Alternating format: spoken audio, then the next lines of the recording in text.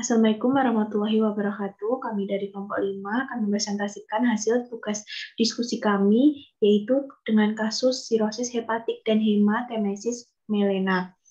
Kelompok kami terdiri dari Reza Yuvita, NIM 10, Clarissa Yusar, NIM 26, Anissa Rahmah, NIM 48, Rani Lailani, NIM 68, Nafisa Wafikoh, NIM 84. Next. Topik bahasan yaitu pertama tentang kasus, patofisiologi, metode SOAP, penata pelaksanaan terapi, KIE, kesimpulan, dan monitoring. Pertama kasus. Identitas pasien, nama pasien yaitu Tuan T dengan umur 65 tahun, nomor rekam medik sekian, berat badan 55 tahun, alamat Grendeng, tinggi badan 160 cm, status jaminan BPJS dan jenis kelamin laki-laki. Riwayat atau keluhan MRS, pasien mengeluh lemas, pusing, seperti teh, makan, minum sedikit, nyeri fase 7. Riwayat penyakit sirosis hepatis sejak 2 tahun yang lalu. Riwayat obat atau suplemen, obat tidak dibawa ke rumah sakit, tidak memiliki riwayat lifestyle sama alergi, dan didiagnosa memiliki sirosis hepatik, anemia, hematemesis melema. Next. Untuk parameter penyakitnya dapat lihat pada slide. Next. Untuk data laboratorium dapat dilihat pada slide. Next. Pertama, penyebab sirosis hepatik. Sirosis hepatik pada negara berkembang biasanya itu disebabkan oleh hepatitis C, asupan alkohol yang berlebih, dan non-alkoholik fatty liver disease. Untuk anemia dapat terjadi akibat produksi sel darah merah yang tidak memadai, peningkatan penghancuran sel darah merah, atau kehilangan darah. Hal ini dapat menjadi manifestasi dari gangguan sistemik seperti infeksi, penyakit ginjal kronis, atau malignansi. Anemia defisiensi zat besi merupakan manifestasi pertama dari karsinoma atau kolon, esofagus, lambung. Selain itu, banyak penyebab lain dari anemia defisiensi zat besi seperti malabsorpsi, asupan makanan yang buruk, donor darah, gastrektomi, dan penggunaan NSAID. Untuk hipoalbumin, penurunan konsentrasi serum albumin dapat disebabkan oleh penurunan suplai energi atau asam amino, gangguan sintesis di hati, peningkatan jaringan, katabolisme, atau masalah distribusi. Next. Patofisiologi. Untuk patofisiologinya yaitu variceal hemorrhage karena sirosis hepatik karena hematemesis melema. Sirosis hepatik meningkatkan resistensi atau aliran darah di vena portal yang mengakibatkan hipertensi portal. Pada pasien dengan varises gastrofageal, HVPG lebih dari 12 mmHg dikaitkan dengan peningkatan risiko variceal hemorrhage. Adanya variceal hemorrhage pada gastroesophageal dapat menyebabkan upper GI bleeding yang biasanya ditandai dengan muncul hematemesis atau muntah darah atau melena tinja berwarna hitam. Next. Untuk anemia adalah sekelompok penyakit yang ditandai dengan penurunan baik hemoglobin maupun volume darah sel darah merah yang menghasilkan penurunan kapasitas membawa oksigen darah. Anemia didefinisikan oleh WHO sebagai kadar Hb yang kurang dari 13 gram per desiliter pada pria dan kurang dari 12 gram per desiliter pada wanita. Anemia defisiensi zat besi dapat diklasifikasikan menjadi 3 tahap. Pertama itu tahap defisiensi zat besi, eritropoiesis defisiensi zat besi, dan anemia defisiensi zat besi. Untuk hipoalbuminemia, pasien dengan sirosis menunjukkan defisit protein akibat sintesis albumin yang tidak adekuat berhubungan dengan gangguan fungsi hepatoseluler. Hati yang normal mensintesis 11-15 gram albumin per hari. Namun, pada pasien dengan sirosis kapasitas tersebut dapat berkurang sekitar 60-80%. Untuk faktor risiko, sirosis hepatik dengan hematemesis melema, yaitu disebabkan faktor risikonya yaitu hepatitis kronis B, hepatitis C, penggunaan alkohol, penggunaan NSAID, dan alkohol. Untuk anemia, kekurangan zat besi seperti rendah zat besi, vitamin B12, dan folat, penyakit infeksi penyakit celiak, kelainan Hb genetik. Untuk hipoalbumin, sirosis hati, sindrom nefrotik, dan sepsis. Next. Metode SOAP. Ya, selanjutnya metode SOAP.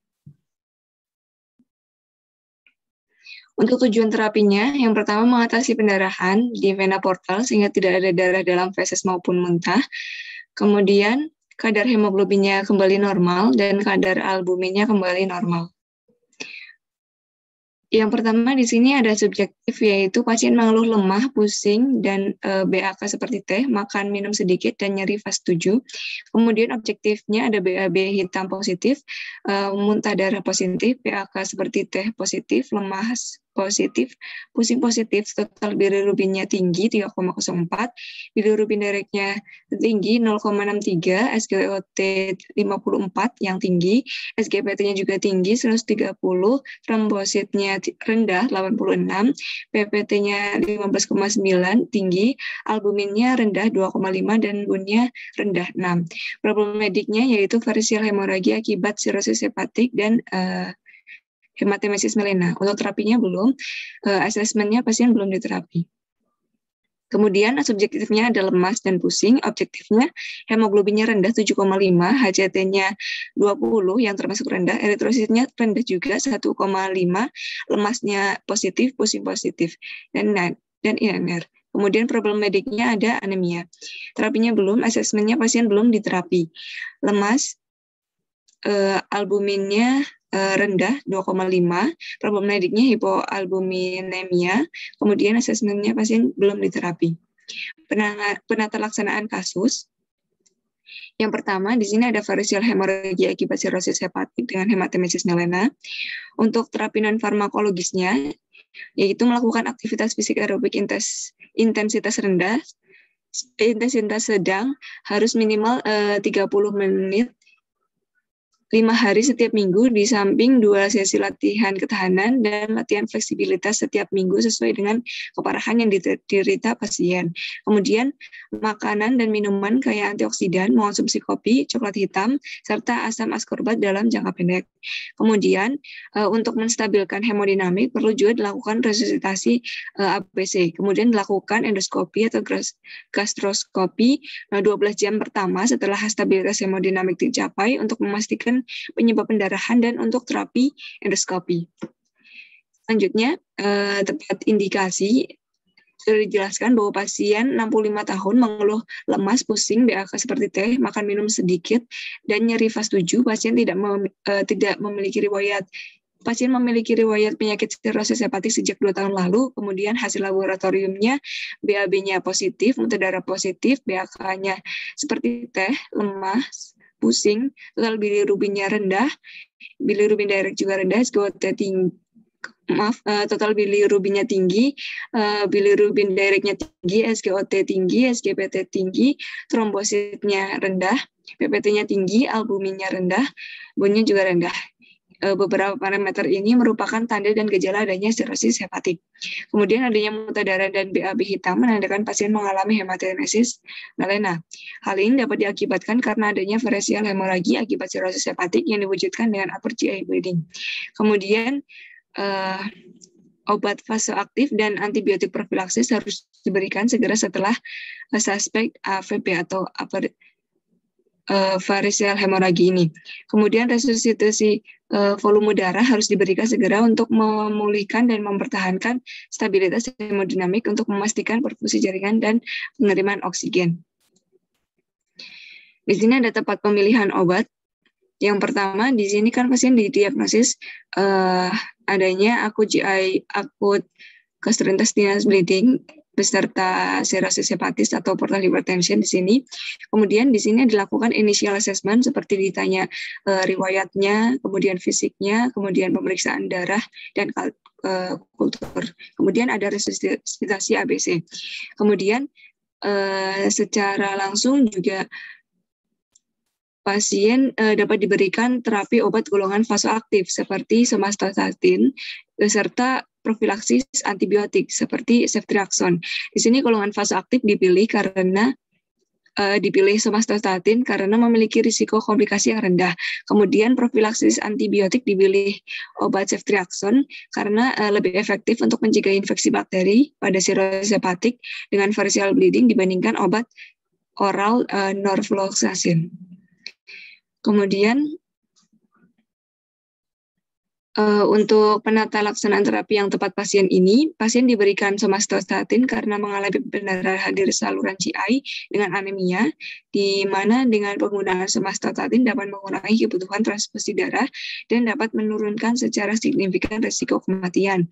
Kemudian pemberian ceftriaxone dikontraindikasikan pada hipersensitivitas terhadap ceftriaxone dan cephalosporin, neonatus bilirubinemia, penggunaan bersama dengan larutan yang mengandung kalsium intravena pada neonatus, kurang dari sama dengan 28 hari, penggunaan IV larutan ceftriaxone yang mengandung lidocaine, ini pasien tidak mengalami kondisi yang dikontraindikasikan sehingga pasien aman diberikan ceftriaxone. Kemudian untuk tepat dosis, cari interval dan lama pemberian. Obat somatostatin diberikan secara IV bolus dengan dosis 250 mikrogram yang diberikan pada 1 jam pertama saat terjadi pendarahan dan dilanjut dengan IV infus 250-500 mikrogram per jam, durasi pemberiannya 2-5 hari. Kemudian untuk profilaksis obat antibiotik ceftriaxone diberikan secara intravena dengan dosis 1 gram setiap 24 jam selama 7 hari. Untuk waspada efek sampingnya, di sini obat somatostatin yaitu ada ketidaknyamanan terhadap tempat suntikan dan eritema, kemudian ada gangguan gastrointestinal seperti diare, sakit perut, mual, muntah, dan batu empedu. Kemudian ada obat ceftriaxone, adanya reaksi lokal di tempat pemberian seperti kehangatan, sesak, durasi, flebitis, kemudian ada efek hematologi, eosinofilia, trombositosis, leukopenia, dan reaksi hipersensitivitas. Selanjutnya yaitu ada penata laksanaan anemia.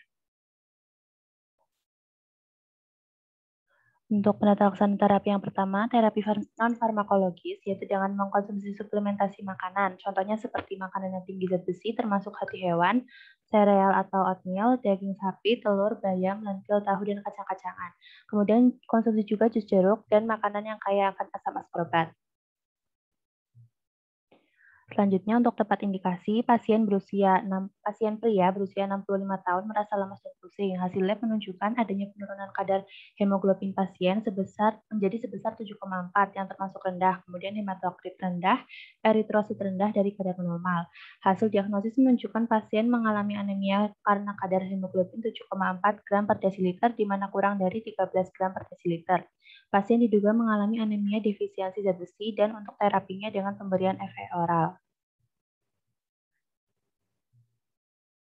Untuk tepat pemilihan obat, pemberian besi secara oral biasanya dimulai untuk pengobatan iron defisiensi anemia setelah diagnosis ditegakkan. Untuk mengatasi anemia karena GI bleeding pada pasien dapat diberikan sediaan oral garam Fe. Tidak ada perbedaan dalam efikasi dan profil efek samping yang ditemukan antara ferosulfat, gluconat, dan fumarat. Karena tidak ada perbedaan efikasi, maka dipilih ferofumarat, di mana harga ferofumarat di Indonesia lebih murah dibanding yang lainnya.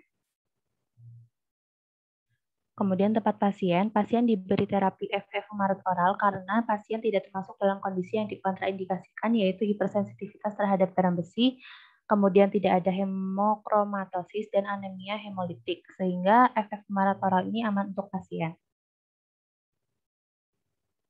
Kemudian untuk tepat dosis, cara, interval, dan lama pemberian, pada pasien diberikan terapi iron replacement terapi berupa tablet ferofumarat. Dosis ferofumarat ini sebesar 120 mg per hari.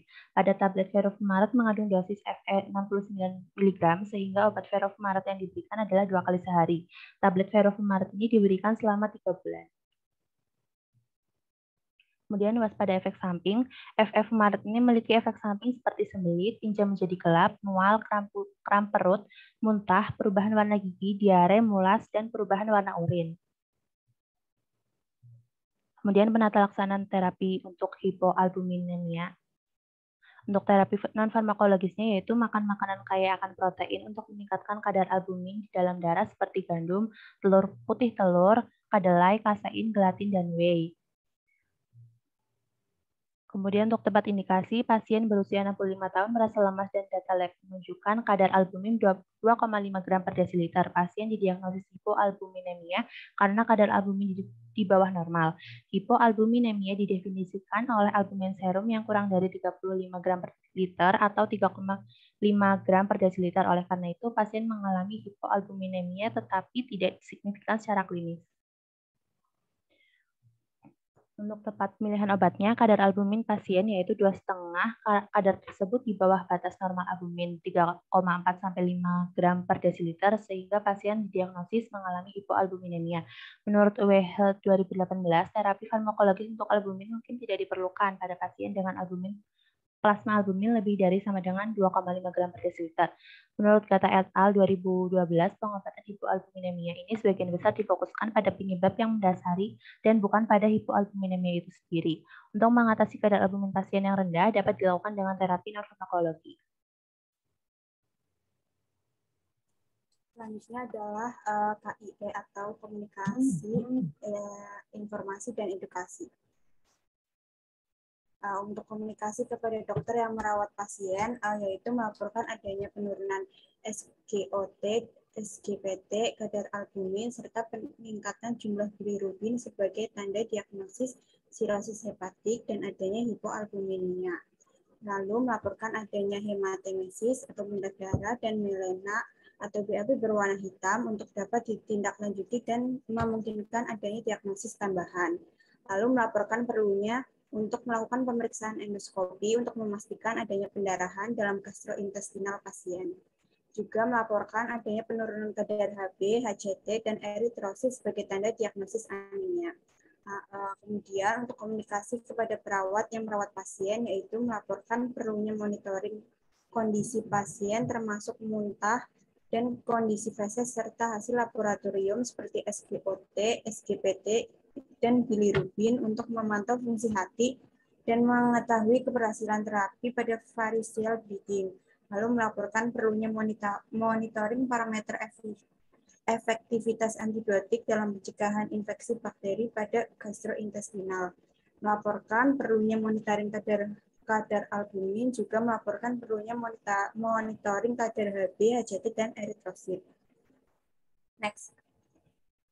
Kemudian komunikasi kepada pasien dan keluarga pasien, yaitu mengkomunikasikan obat-obat yang digunakan, yaitu untuk obat somatostatin, jadwal pemberiannya yaitu diberikan IV bolus pada 1 jam pertama dan IV infus setiap jam berikutnya.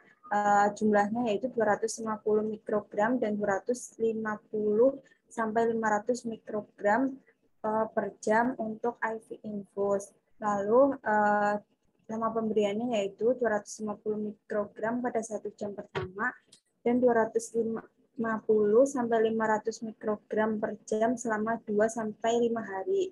Manfaatnya mengontrol pendarahan GI atau variceal hemorrhage. Kemudian hal yang perlu diperhatikan saat GI bleeding berlangsung, somatostatin diberikan IV bolus 250 mikrogram pada 1 jam pertama dan dilanjut IV infus 250 sampai 500 mikrogram per jam selama 2 sampai 5 hari. Kemudian mengadministrasikan obat, pengadministrasian obat dapat menyebabkan ketidaknyamanan tempat suntikan dan eritema serta gangguan GI. Kemudian untuk obat ceftriaxone diberikan setiap 24 jam sekali, jumlahnya 1 gram, lama pemberiannya selama 7 hari, manfaatnya mengurangi kemungkinan infeksi dan mengontrol pendarahan GI. Hal yang perlu diperhatikan yaitu ceftriaxone merupakan antibiotik dan harus diminum tepat waktu sesuai anjuran selama 7 hari. Melewatkan dosis dapat menurunkan efektivitas pengobatan dan meningkatkan kemungkinan bakteri resisten dan tidak dapat diobati lagi dengan ceftriaxone. Kemudian diare merupakan masalah umum saat menggunakan antibiotik. Next. Selanjutnya untuk FF Umara, jadwal minumnya yaitu diminum 2 kali sehari, jumlahnya masing-masing 1 tablet dengan dosis 69 mg, lama pemberiannya selama 3 bulan, manfaatnya mengatasi anemia karena pendarahan GI. Hal yang perlu diperhatikan adalah FF Umara diberikan dengan air atau jus saat perut kosong. Selain itu juga hubungi dokter jika muncul efek samping yang tidak diinginkan seperti BAB hitam, lembek atau berdarah, muntah darah, dan reaksi alergi. Next. Selanjutnya yaitu monitoring. Untuk obat somatostatin, monitoring keberhasilannya, BAB tidak hitam, BAK tidak seperti teh, dan tidak muntah darah atau hematemesis. Kemudian ESO-nya yaitu ketidaknyamanan tempat suntikan dan eritema, gangguan gastrointestinal seperti diare, sakit perut, muntah, batuk empedu, dan dampak efek negatif sederhana dan sementara pada homeostasis glukosa. Target keberhasilannya pendarahan portal berhenti sehingga tidak ada darah pada feses dan tidak terjadi muntah darah. Untuk obat ceftriaxone, monitoring keberhasilannya mencegah adanya infeksi bakteri. Untuk monitoring ESO-nya yaitu dapat menimbulkan reaksi lokal di tempat pemberian seperti kehangatan, sesak, indurasi, flebitis, kemudian dapat menyebabkan efek hematologis seperti eosinofilia, trombositosis, leukopenia, dan reaksi hipersensitivitas. Target keberhasilannya pada liver tidak terjadi infeksi bakteri. Kemudian untuk obat Fefumarat, monitoring keberhasilannya yaitu peningkatan kadar Hb menjadi normal, kadar HCT menjadi normal, dan peningkatan jumlah retikulosit dalam 2 bulan. Monitoring efek sampingnya dapat terjadi efek samping gastrointestinal seperti sembelit, tinja menjadi gelap, mual, kram perut, muntah, dan dapat juga terjadi perubahan warna gigi, kemudian diare, mulas, serta perubahan warna urin. Target keberhasilannya yaitu gejala anemia hilang sehingga pasien tidak merasakan lemas dan pusing. Kesimpulannya, yang pertama yaitu problematik sesuai diagnosa yaitu sirosis hepatik dengan hematemesis melena dan anemia. Selain itu, terdapat problematik tambahan yaitu hipoalbuminemia dikarenakan kadar albumin pasiennya rendah. Yang kedua penata laksanaan terapi untuk sirosis melena adalah dengan pemberian somatostatin IV bolus dengan dosis 250 mikrogram yang diberikan pada 1 jam pertama saat terjadi pendarahan dan dilanjutkan IV infus 250-500 mikrogram per jam dengan durasi pemberian selama 2-5 hari. Kemudian untuk profilaksis digunakan obat antibiotik ceftriaxone secara intravena dengan dosis 1 gram selama 24 jam setiap 24 jam selama 7 hari. Yang ketiga, penata laksanaan terapi farmakologis pada anemia adalah dengan pemberian Fefumarat secara oral dengan dosis sebesar 120 mg per hari. Kemudian pada tablet Fefumarat mengandung dosis Fe sebanyak 69 mg sehingga obat Fefumarat yang diberikan adalah 2 kali sehari selama 3 bulan. Yang keempat, pelaksanaan terapi untuk hipoalbuminemia yaitu dengan terapi non farmakologis yaitu makan makanan kaya akan protein seperti gandum, telur putih, kedelai, kasein, gelatin, dan whey untuk meningkatkan kadar albumin. Next. Berikut daftar referensi yang akan digunakan.